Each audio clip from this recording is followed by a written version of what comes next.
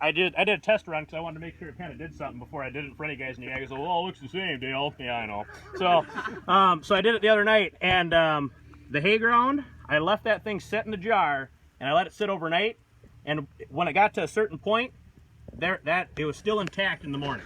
I mean, there was some soil on the bottom, don't get me wrong, but it's still halfway intact.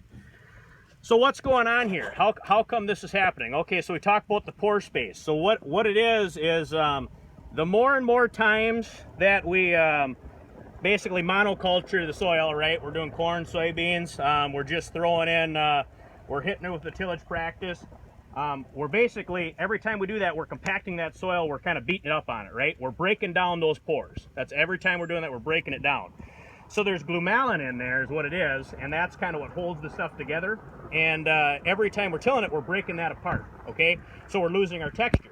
So the more and more texture we have, we get a little bit better holding ability in the soil. So kind of what we're after here with the cover crop is we want to get to the cover crop to the point where we're going to get to the hay. Now, we can see a little bit of difference. We're still losing some, but I'd venture to we'll walk through the plot and we'll probably see a difference in the level of soil in the bottom of each of these jars. Okay, so it's a visual look at soil health, basically, is what it is. It's a really simple system, but it's kind of a cool visual that it gets you thinking.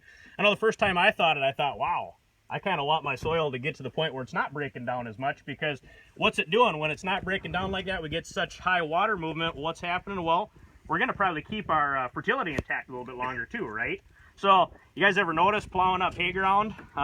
Usually corn, after that first couple of years, usually pretty decent. Now, one thing I started playing with cover crops, well, the first year was 2013, but it was not intentional.